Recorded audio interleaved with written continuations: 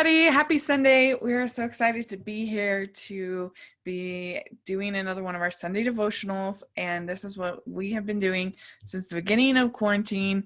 We've been, since church was canceled, we have been gathering each week to share a spiritual thought, talk about things that are uplifting.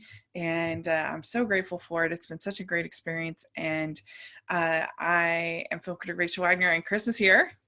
Good morning. Good morning. And last week we talked about how to make friends, from advice from our old friend Dale Carnegie, how to make friends, influence people, 1939. We are talking about his advice for the 6 ways to make people like you. And we covered the first 3 last week, and now we're covering the other 3 reasons that he has. And it was a really fun discussion, so I'm excited to continue on that discussion with my friend. So Chris, thank you so much. Thank you so much. It's crazy how long we've been doing this since quarantine. I know. But it's been so encouraging and uplifting, so I'm glad we're doing it. It's just a weird, crazy time.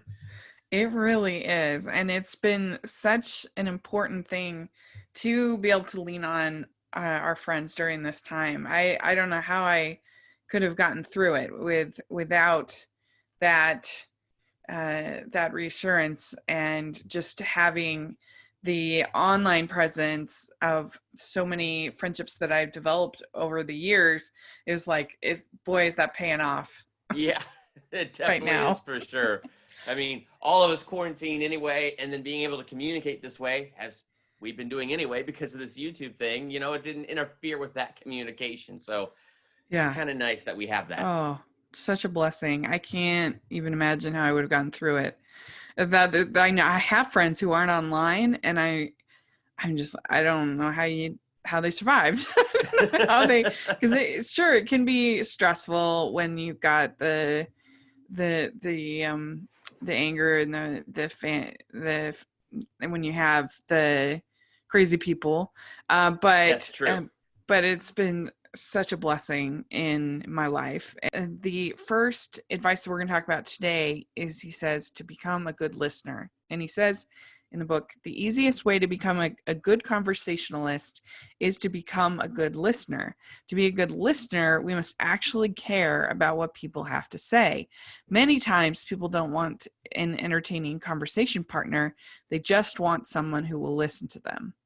And I think that is so true. And if you can become a good listener, it is such an attractive quality to have. You really are.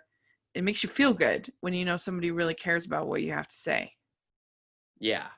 And it's interesting because I was doing a little research on this today too. And somebody brought up James 1:19, where it says, let every person be quick to hear, slow to speak, and slow to anger. And that advice is incredibly simple and yet profoundly difficult to actually put in action. But it was interesting how they put it in perspective, because they said that's kind of like our devotion to God. Because what we do with God is we first listen. Faith comes from hearing. So we listen to his word. And that's how we first begin to build that loving relationship, and listening to what he has to say. And next, it's like with people, it's that same thing. If we want to build that loving relationship between people and friends, we got to be quick to hear and slow to speak and slow to anger, because who knows what we're going to hear and how it's going to change what will actually come out of our mouth. Yeah. It gives you hope that that with all that that can be sad and upsetting and everything, that that you can have that personal connection, and it gives you hope that then you can have that connection with God. If you can have a connection with another person, it makes you more hopeful just as a human, I think. Yeah. And it's funny because I'll say this is just a funny Thanksgiving story, because nothing is funnier than family at Thanksgiving, apparently. Right. But I'm sitting there at the table, and I'm an entertainer. We talked about this last week. I was a theater kid. I was a radio DJ and did all kinds of radio stuff for 14 years. So apparently I just loved the sound of my own voice. And so here I am sitting at this table, and I'm all into this story, right? And I'm mid-sentence, and I took one single breath, And this family member all of a sudden started talking and utterly changed the subject as if I hadn't been talking at all. And what's really sad about that is, I was so shocked by it that I just kind of stood there and like stared at them almost for a full minute, because the subject change was so radical that I couldn't even believe it. But for the rest of that day, I couldn't believe how bad my feelings were hurt over something so small, because I felt like I must be the most annoying person on earth. Everything I said was not relevant. It was idiotic. Everybody could tell I just loved the sound of my own voice. All this negativity running through my mind because this person just cut me right off like that so bad. And it turns out this person realized it and felt horrible about it themselves and apologized to me later, and it was all fine. But it was just funny because it shows you how important it is to be listened to. And so if you're the listener, how important it is for your mouth to be shut and not be thinking about what you want to say in response, but to be genuinely listening, because it truly validates that other person and what they're saying. And it's weird. In the simplest way, it helps with their own self-worth, because I couldn't believe, first off, yeah, I thought it was incredibly rude they cut me off, but I couldn't believe how internally that struck so many insecurities, because it's like, how annoying am I then? Yeah. Yeah. And I think that that we have all had those experiences where we realized that we haven't been listened to and how much that hurts. And so we hopefully that helps us encourage us to try to do better ourselves, because we can't control other people. If other people are going to behave like barbarians, that's their choice. All we can do Right. is work on ourselves. And and I think that we've all been there and had those experiences where you just you feel like the person is just, they've decided what they're going to say and they don't care about you at all. And Yep. it really can be quite devastating. I've definitely had experiences like that as well, that I that you think, am I the worst? Am I horrible? And we can all use a little introspection sometimes, for Yes, sure. we can. And Especially if I you're definitely needed extroverted. some there too. Especially if you're extroverted like I am. I definitely sometimes have to take a step back and be like, okay, I don't want to be overwhelming my introverted family. Yep. And Family. and I know this about myself because I'm an extrovert, and Yeah. because of, theater kid, I love entertaining. I Yeah. really do, which is a big flaw for me, because it could be the complete other way around, where I'm just listening so I can say the next funny thing, not so that I can actually, hear what Yeah. this person is saying to me, and I'm not validating their conversation. I'm just trying to be entertaining. And so it's one of those things where even in that moment where that family member cut me off, it's like, wow, if I felt this trash, how trash do others feel when I'm not validating them by listening to them, or I, come right off it with a joke that I've been thinking of when their sentence started. So I hadn't Yeah. really been paying attention to what they're saying. And like you said, we could all use that introspection. And I kind of looked at myself and I was like, I need to get better at listening myself. Well, and none of us are perfect. We all could be better at this. We all can Yes. improve, and so it's good to have a forgiving heart. We've talked about that a lot on this show, that try to give people the benefit of the doubt, and we're all trying to figure this out. This is the quest of a lifetime, but we've all been around people where you really feel like they are great listeners, and it definitely makes you feel special. And I was thinking about it that I do these interviews on particularly over at Hallmarkies podcast, and I sometimes people are extremely nervous about the idea of doing an interview. They're very uncomfortable. So my goal is to both treat that person like my friend, but also treat them like they are the most special person that I am so thrilled to get to talk with them. Like, it's such an honor to be with them, and almost always I'm able to win them over, and they end up wanting to come back on the show. They end up having had a really great experience, and uh, and I think that there's something about it that makes that is just good for the soul, is when you feel like somebody actually really cares about you, and it makes you feel good. It just does. Yep. Yeah, it's funny because I have similar things when I used to work in radio where I would have to interview bands, and I made so many mistakes when I first started interviewing bands. I was not good at making them feel comfortable and feel special. And one guy in particular, I'm not going to say his name, but very popular Christian band in the 90s, solo act now. And one of my heroes that I was so excited to interview, I asked a question so dumb, it utterly offended this artist. But what's so great about that is learning from those moments. And Yeah. so the next time they called, this particular person had written a book. And so rather than asking like dumb questions, I just thought of this person as a friend and was asking about their book as if a friend of mine had written the book, and actually listening to their responses and coming up with questions based off just listening to their excitement. It just fed the entire excitement for that whole interview. And so it's interesting how just little tiny things make the largest difference. Mm. Yeah.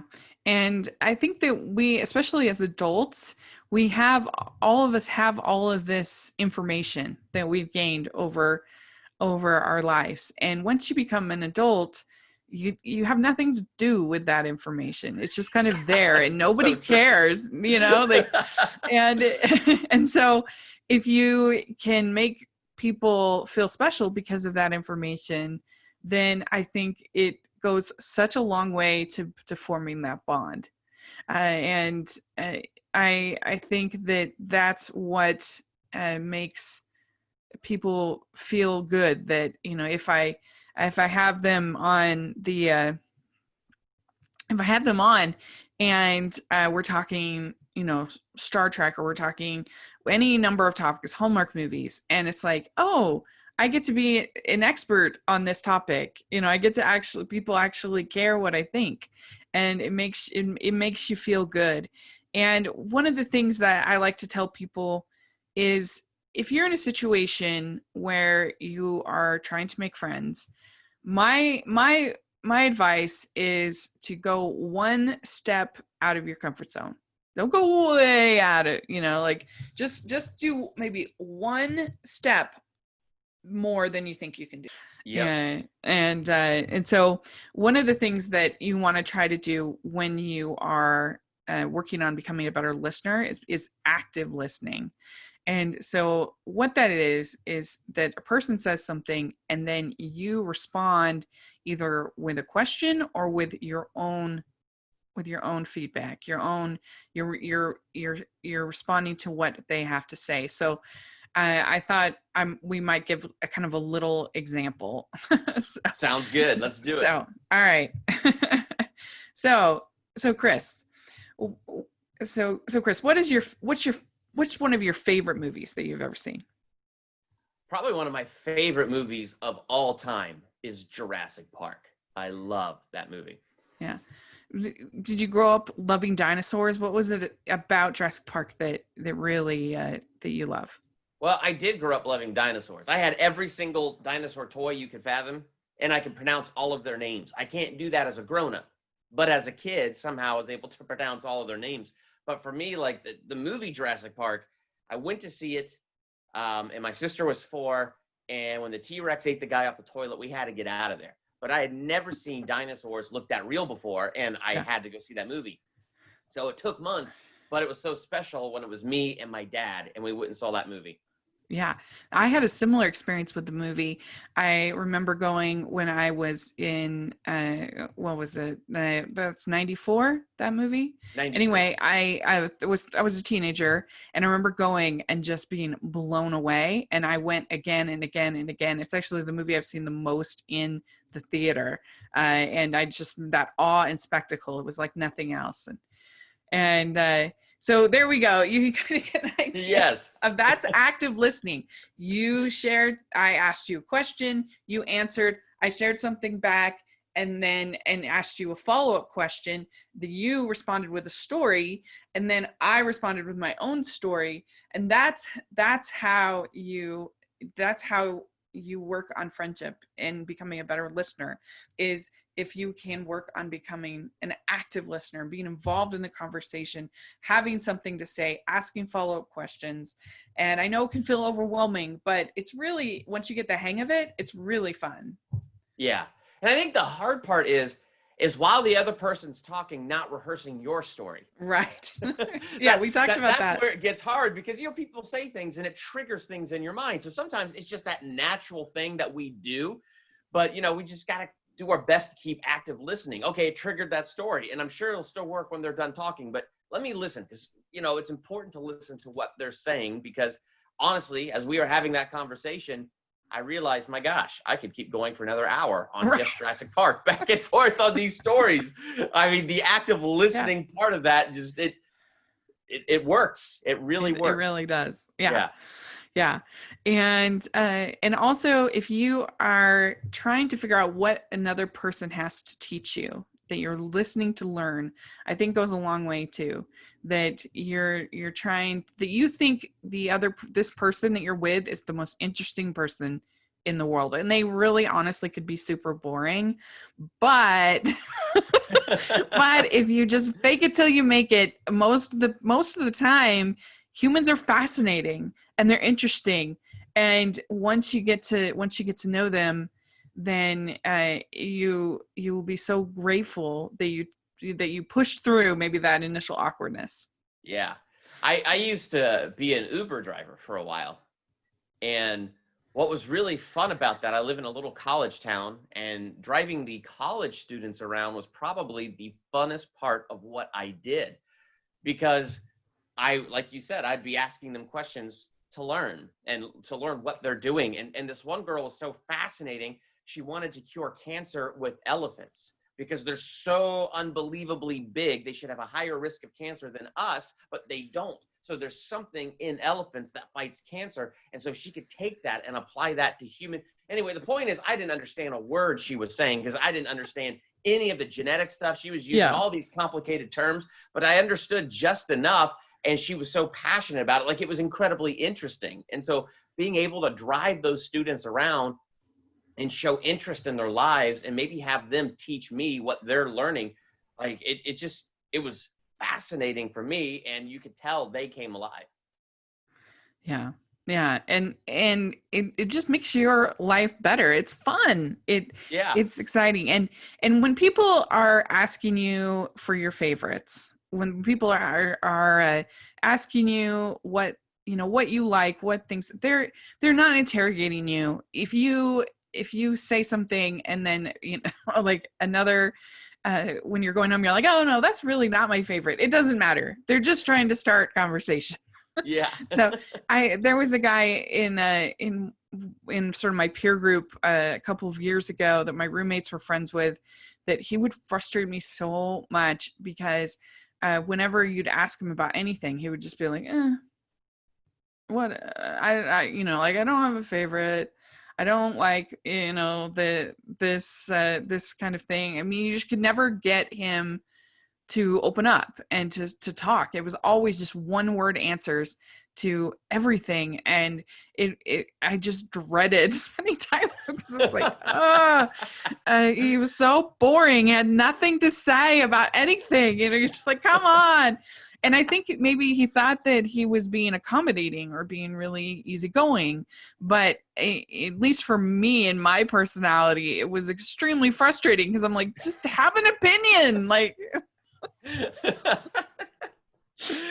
oh, and sometimes that could be hard for an introvert, because, like, you don't want to step on anybody's toes. You don't want to hurt anybody's feelings with an opinion. And, sometimes it's just that little social fear that can hold us back. And so it's interesting, because active listening really does go both ways. You need to actively listen to what somebody else is saying, but it also means taking it in and being able to contribute. Yeah, like, have something to say. Yeah. And sometimes that maybe that's that one little goal. Like, if you're like, I used to be an introvert as a kid. I was the shyest kid ever until I did my first play. But when I was the shyest kid ever, I had the hardest time talking to anybody that was not in my immediate circle. And it was the coolest thing ever to find those theater friends and then to find that I had a voice. So Yeah. like, and part of that was the act of listening. Like they would listen to me and it made me feel valuable. And back and forth, it went like that. Yeah. Yeah, no, it's true. Yeah, very true. That's the second advice from Dale Carnegie. He says that we're talking about today. He says, talk in terms of another person's interests, and he says the royal road to a person's heart is to talk about things he or she treasures most. If we talk to people about what they are interested in, they will feel valued and value us in return. And I tell you one thing: if the person has kids, ask them about their kids. That is a great way to get to anybody's heart. Just Yep. ask them about their kids or their grandkids, or even nieces and nephews can be a good way. If somebody is single, ask them about their nieces and nephews. And one of the things I love about reading Jane Austen and books from that era is there was always something nice to say to anybody. It could be your biggest enemy and you could say, how is your mother? Is she in good health? Yes. And I think there's something to that anybody that we there's some basic conversation starters that almost anybody will get talking about, will get excited about. Oh, yeah. That you can ask people about their family. You can ask people about their job. That one can be a little tricky if they like hate their job, but maybe you can bond over the fact that you both hate your jobs. There's been much bonding over mutual misery over jobs. Yeah, that's right. That's right. And it reminds me of this one time I'm very extroverted and I tend to say things sometimes, or I tend to sometimes invite myself into situations. Then I'm like, oh, I guess that was bold. And other people are like, I can't believe you did that. I'm like, oh, yeah, I guess so. Right. But like I've invited myself into book clubs and other things like that. Like, that sounds fun. Can I come? And and so this was an interesting example. I have a friend from high school. Her name's Kim, and I was friends with her, but we were more like just sort of in each other's peer group. We weren't like super close friends in high school, but enough that we followed each other on Facebook. One day I was just itching to get out of Utah, go someplace, and so I messaged her and I said, "Hey, I was just wondering, you're in New York, if you would be interested in doing something together, and I could go to New York." Well, it turns out she was actually moving to Florida, Whoa. and so just kind of without really thinking it through, I was like, "Well, maybe I should go to Florida." And because she had offered if I was interested, I could stay with her. And anyway, so I ended up planning this trip, and then it kind of like occurred to me that I'm like, I don't know if I have anything in common with this person. I have literally, it's like we were friends in high school, but not like super super close. And now I'm going to be spending a whole week with her, and do I even know her at all? Like, except for the fact that she's Republican. Like, what? This could be super awkward. And it hadn't really occurred to me. And anyway, and so I get there, and oh my gosh, we had the best trip ever. It was so great. And the thing that we bonded over, in it just almost immediately, was the fact that we had a similar work experience where we had both had sort of an epic quit situation, where that had really impacted our lives and changed things. And so we literally cried at the end of that week. It had been such a great trip. And I don't know, it was just such a good example to me of that, just to take those leaps of faith, to just trust that you trust in people, and also just those small things like your work experience, or your having come from the same place, those all those different things can really bond you. And if you are willing to kind of not everybody, obviously you don't have to go visit people that are kind of strangers. That's unique to me. But Yeah. but nevertheless, I think putting yourself out there and then finding that common bond, it can be such a great experience. Oh yeah. Yeah, I had something semi-similar. I was helping a brother-in-law move out of the state of California. So we had a 12-hour drive ahead of us. And he and I always got along. We always have things to talk about, but he doesn't like movies at all. I love movies very much. He loves video games a ton. I play them so casually that I have nothing to add to any kind of conversation about video games. And I was like, wait, what are we going to do for 12 hours? And I don't remember every conversation we had, but it was probably one of our better bonding trips. And part of it was because I drove a chunk of that highway when I moved from Ohio all the way out to California. And now he was making that leap, moving from California all the way to another state. And so I got to drive a chunk of highway that I drove and share with him a part of my experience when I was his age and I was moving out and stepping out for the first time. And that became like a great thing for both of us. Yeah. It really, it those are like the sweet moments of life. It's just the best. And I had a quote from Mr. Rogers, Fred Rogers. He says, "I believe that appreciation is a holy thing, that when we look for what's best in the person we happen to be with at that moment, we're doing what God does. So in loving and appreciating our neighbor, we're participating in something truly sacred." I love Mr. Rogers. I know. He just took such a simple concept and made it this high, holy, sacred thing. And it's like, yeah, I got to do better at that. Well, and when you look at film of Mr. Rogers, every single person that he was with, he made them feel like they were the best people in the world. Like that he was so lucky to be able to be in their presence. And I think that is such a gift, and a gift of the spirit. And it's definitely something that the more we can emulate, the better we will be, the happier we will be, the better relationships that we will have. And that's actually the third thing from Dale Carnegie. He says, make people feel important. And one of the things that I thought of that helps people feel important, I think, is if you pray for them and you tell them that you are praying for them.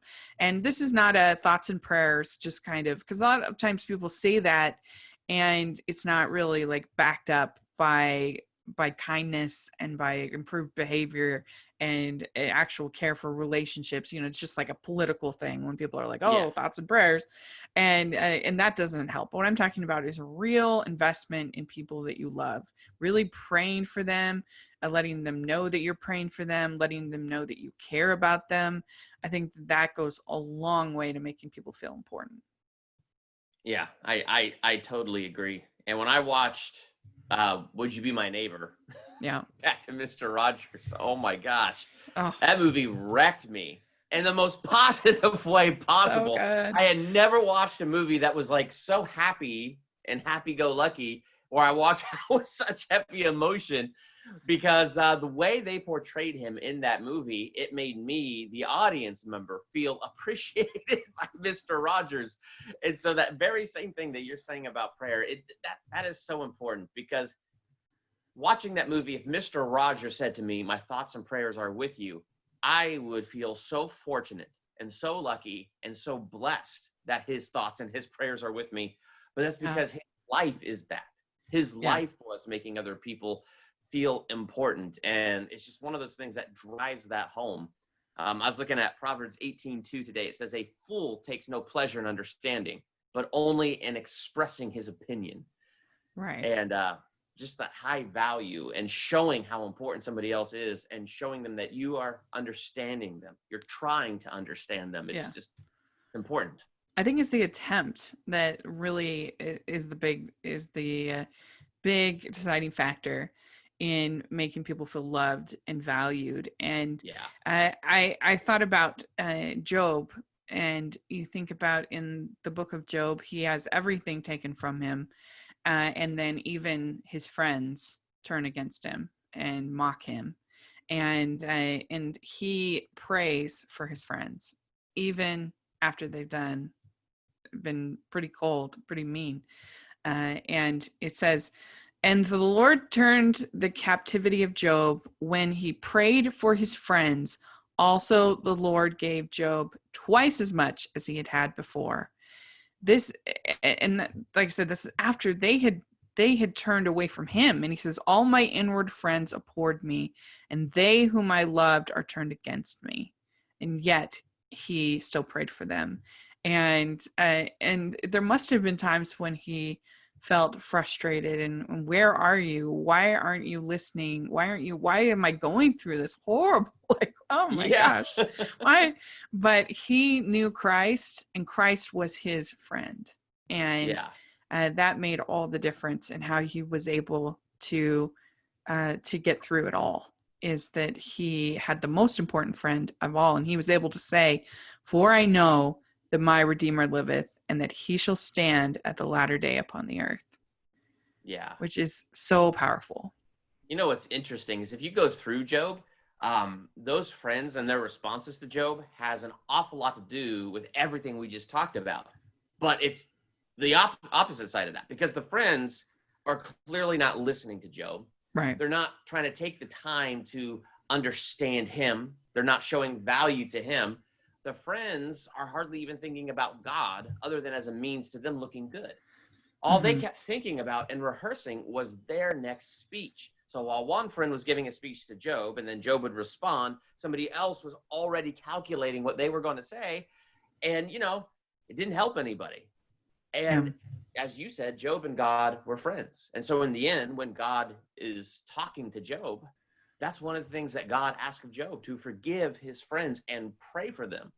Because even though they were jerks, God valued them. And I feel like that's that lesson where God is showing Job, these guys were total jerks to you, but I want you to know I value them. And because I value them, I want you to value them. And so it's just, Job is chock full of powerful lessons.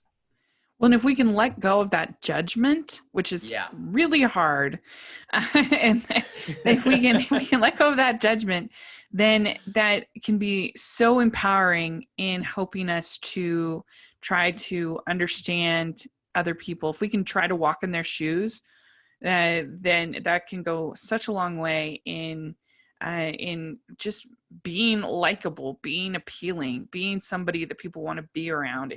If people don't feel like they're going to be judged and they're going to be ranked and then people will want to be with you, because it feels exciting. It feels good. It makes you feel happy.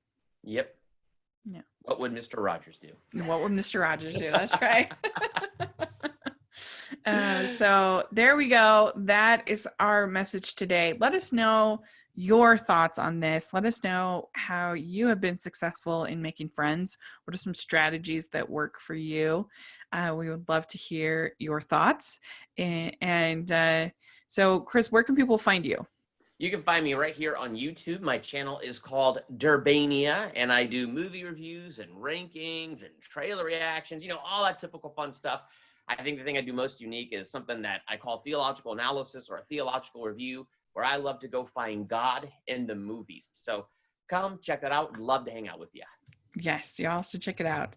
And you can find me at Rachel's Reviews, all over social media, iTunes, YouTube, and on Rotten Tomatoes. So please check that out. And over at the Hallmarkies podcast, have lots of fun stuff. And you can see me trying my best to interview people every week over there. So thanks so much. And we'll see you all next week. If you have any ideas for what you'd like us to talk about for Sunday Devotional, also put that in the comment section. That would be very helpful. And thanks again. And we'll talk to you all later. Bye.